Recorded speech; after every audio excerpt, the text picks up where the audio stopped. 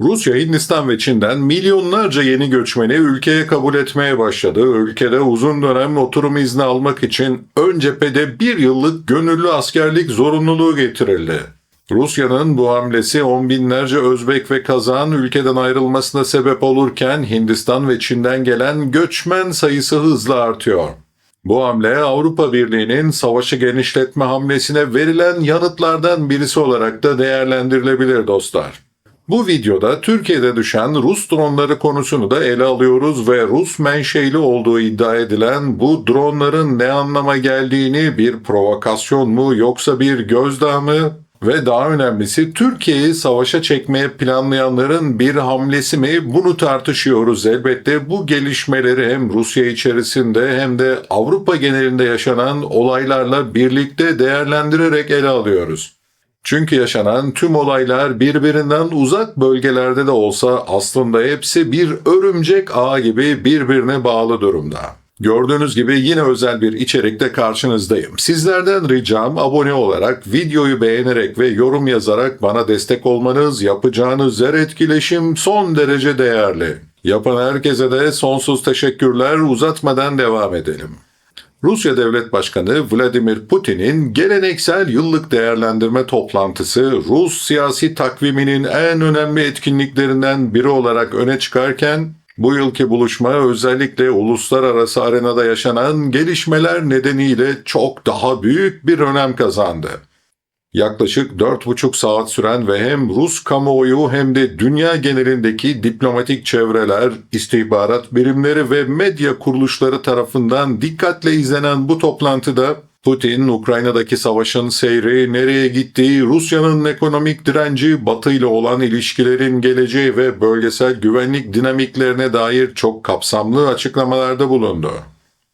Ancak toplantının önemi yalnızca bu açıklamalarla sınırlı kalmadı elbette. Aynı gün içerisinde Akdeniz'de bir Rus petrol tankerine yönelik saldırı iddialarının uluslararası basına yansıması ve Türkiye'nin Kocaeli-İzmit bölgesinde bir Rus yapımı keşif insansız hava aracı olan Orlano'nun bulunması Putin'in sözlerinin arka plandaki geriliminin boyutlarını daha da görünür kıldı. Bu üç gelişmenin aynı zaman diliminde yaşanması, Ukrayna'da devam eden savaşın artık yalnızca Doğu Avrupa cephesiyle sınırlı olmadığı, aksine Karadeniz'den Akdeniz'e, hatta Baltık bölgesine kadar uzanan çok daha geniş bir coğrafyada yeni gerilim hatlarının ortaya çıkabileceği yönündeki endişeleri de güçlendirdi doğal olarak.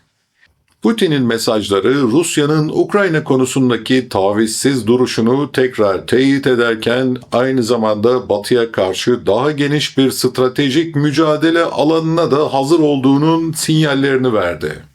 Toplantı salonunda arka planda yer alan Kırım ve Donetsk ve Lugansk ve Zaporojye ve Herson bölgelerinin Rus toprağı olarak gösterildiği harita bu psikolojik ve siyasi zeminin de somut bir ifadesiydi. Putin'e göre barış müzakereleri ancak savaşın temel nedenleri ele alındığında mümkün olabilir. Her zaman söylediği gibi aksi takdirde Rusya askeri hedeflerine ulaşmak konusundaki kararlılığını sürdürecek. Putin'in verdiği en net mesaj bu.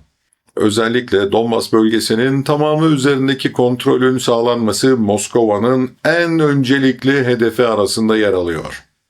Toplantı sırasında BBC Moskova muhabiri Steve Rosenberg'in Rusya'nın geleceği ve iç politikadaki baskı ortamı ve savaşın süresi hakkındaki sorusu Putin'in Batı'ya yönelik eleştirilerini daha da keskinleştirmesine sebep oldu.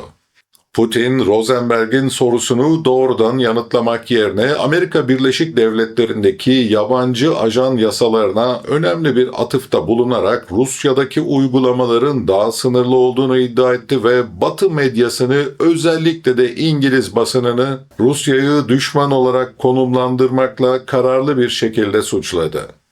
Bakın, bu cevap Kremlin'in iç ve dış politikadaki söylem birliğini koruma çabasını tekrar yansıtırken aynı zamanda Batı ile olan ilişkilerde de diyalog kanallarının ne kadar daraldığını ve zayıfladığını da tekrar gözler önüne sermiş oldu. Putin'in Batı'ya yönelik bu çok sert dilinin Rus kamuoyunda milliyetçi duyguları da güçlendirme ve içerideki konsolidasyonu da pekiştirme amacı taşıdığı ortaya çıktı. Aynı saatlerde Akdeniz'de meydana geldiği iddia edilen tanker saldırısı ise durumu çok daha karmaşık bir hale getirdi dostlar. Rusya'nın gölge filosuna ait olduğu öne sürülen ve farklı bayraklar altında seyrettiği belirtilen bir petrol tankerinin Yunanistan'ın güneydoğusunda vurulduğuna dair iddialar, uluslararası deniz ticaret yollarının bu çatışmadan ne kadar etkilendiğini ve aslında ne kadar zayıf olabileceğine dair de çok büyük soru işaretlerini gündeme getirmiş oldu. İddialar henüz kesin olarak doğrulanmış değil, ancak Ukrayna kaynaklı olduğu öne sürülen bu saldırının doğru olması durumunda Kiev yönetiminin Karadeniz'den binlerce kilometre uzakta böyle bir operasyonu hangi imkanlarla gerçekleştirebileceği sorusu da ister istemez NATO'nun Akdeniz'deki varlığına ve özellikle Kıbrıs'taki İngiliz üslerinin rolüne odaklanılmasına sebep oldu. Moskova'dan bu konuda resmi bir açıklama gelmese de Rus çevrelerinde saldırının arkasında batılı istihbarat ve lojistik desteğinin olduğuna dair değerlendirmeler giderek güç kazanıyor. Doğal olarak da bu durum savaşın coğrafi olarak genişleme riskini çok ciddi bir şekilde arttırıyor, çünkü Akdeniz'deki deniz yolları ve enerji nakilatları küresel ekonominin en önemli can damarlarından biri olarak kabul ediliyor. Herhangi bir askeri gerilimin bu bölgeye sıçraması uluslararası ticaret ve enerji arz güvenliği üzerinde de domino etkisi yaratabilecek çok önemli bir potansiyele sahip, bizim cebimize bile dokunacak kadar. Diğer yandan Türkiye'nin İzmit ilçesinde bulunan Rus yapımı Orlan 10 insansız hava aracı da ayrı bir belirsizlik unsuru olarak öne çıktı bildiğiniz gibi. Drone'un birkaç gün önce düşmüş olabileceği belirtilirken nasıl ve neden Türkiye topraklarında bulunduğuna dair net bir açıklama hiç kimse tarafından yapılmış değil. Bu olay ya Rusya'nın Ankara'ya yönelik dolaylı bir mesajı olarak ya da Ukrayna veya onun müttefikleri tarafından, onlar burada daha rahat at oynatabiliyorlar, Türkiye'yi savaşın içine çekmeye yönelik bir provokasyon olarak da yorumlanıyor. Türkiye, Ukrayna Savaşı boyunca denge politikası izleyerek hem Kiev hem de Moskova ile diyalog kanallarını açık tutmaya çalıştı ki bence gayet de doğru yaptı. Ancak böyle bir gelişme Ankara'nın bu hassas dengeyi korumasını oldukça zorlaştırabilir. Rusya açısından bakıldığında drone'un bulunması Türkiye'nin Batı yanlısı adımlar konusunda daha temkinli olması gerektiği şeklinde bir uyarı olarak okunabilir. Diğer bir senaryoda ise Ukrayna veya müttefikleri Türkiye'yi Rusya'ya karşı daha sert bir pozisyon almaya zorlamak için böyle bir olayı kasten provoke etmiş olabilir. Her iki durumda da Türkiye'nin NATO üyeliği ve Rusya ile olan ekonomik ve askeri işbirliği göz önüne alındığında İzmit'teki drone olayı bölgedeki gerilimi tırmandırabilecek bir kırılma noktası olma riski taşıyor. Tüm bu gelişmeler bir arada değerlendirildiğinde Ukrayna Savaşı'nın artık yalnızca karşılıklı toprak kazanımları ve cephedeki çatışmalarla sınırlı olmadığı, daha ziyade deniz yollarında, hava sahalarında, siber uzayda ve diplomatik arenada da oldukça şiddetlenen çok boyutlu bir mücadeleye dönüştüğü gün gibi net bir şekilde görülüyor. Putin'in toplantıda verdiği mesajlar Rusya'nın bu genişletilmiş mücadeleye hazır olduğunu ve geri adım atmayacağını net bir şekilde ortaya koydu. Batı için asıl soru bu genişlemenin kontrollü bir şekilde sınırlandırılıp sınırlandırılamayacağı veya beklenmedik bir zincirleme reaksiyonla daha da büyük bir küresel krizi tetikleyip tetikleyemeyeceği. Akdeniz'deki tanker iddiaları ve Türkiye'deki drone olayı savaşın sınırlarının artık belirsizleştiğini ve geleneksel cephe anlayışının çok ötesine geçtiğini tekrar göstermiş oldu. Rusya Batı'nın Ukrayna'ya sağladığı askeri ve ekonomik desteği kesmek amacıyla Batı'nın hassas noktalarına yönelik dolaylı veya doğrudan operasyonları doğal olarak arttırabilir. Aynı şekilde Ukrayna'da Rusya'nın lojistik ve ikmalatlarına, enerji ihracatına ve uluslararası itibarına zarar vermek için farklı coğrafyalarda da eylemler düzenleyebilir. Bu durum özellikle enerji piyasalarında ve küresel tedarik zincirlerinde gıda tabii ki büyük dalgalanmalara yol açabilir, yine cebimize dokunacak şekilde. Ayrıca ittifaklar arasındaki güven dinamiklerini daha da zorlayabilir. Sonuç olarak Putin'in yıllık toplantısı sıradan bir siyasi etkinlik olmanın çok ötesinde artık. Rusya'nın mevcut stratejik vizyonunu ve gelecek hamlelerine dair ipuçlarını barındıran, gerçekten takip edilmesi gereken bir olaydı.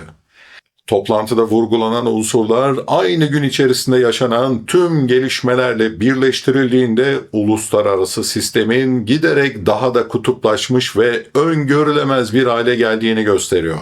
Karadeniz ve Akdeniz'deki bu gerilim, Baltık ülkelerinde artan askeri aktiviteler ve Türkiye gibi kritik aktörlerin üzerindeki baskılar savaşın bu yılında da yeni bir evreye girildiğine işaret ediyor. Bu yeni evrede askeri çatışmaların yanı sıra ekonomik, enerji ve bilgi savaşlarının da şiddetlenmesi, diplomasinin yerini giderek daha sert bir güç mücadelesine bırakması da kuvvetle muhtemel olarak görünüyor.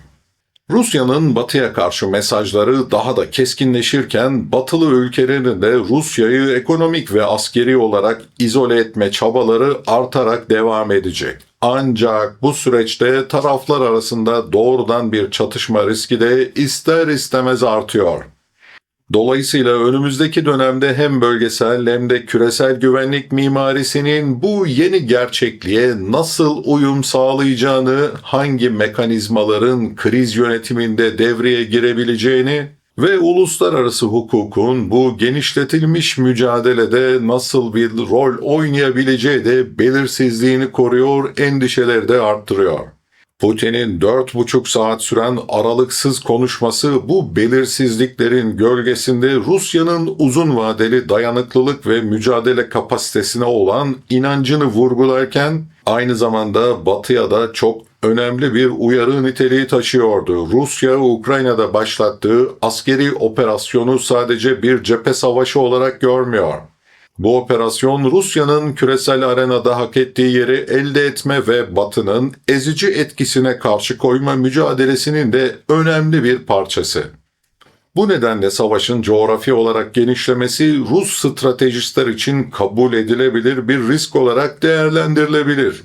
Ancak Batı'nın bu riske karşı nasıl bir strateji izleyeceği de ittifak içerisindeki koordinasyon düzeyi ve Ukrayna'ya sağlanacak desteğin sınırları tabii ki önümüzdeki ayların en belirleyici kritik unsurları olacak. Ayrıca Türkiye gibi hem NATO üyesi hem de Rusya ile yakın ilişkilere sahip ülkelerin tutumu gerilimin daha da yayılmasının engellenmesinde kilit rol oynayabilir mi? İzmit'te bulunan drone gibi olaylar bu ülkelerin ne kadar savunmasız olduğunu ve taraf olmaya zorlanabileceğini gösteriyor.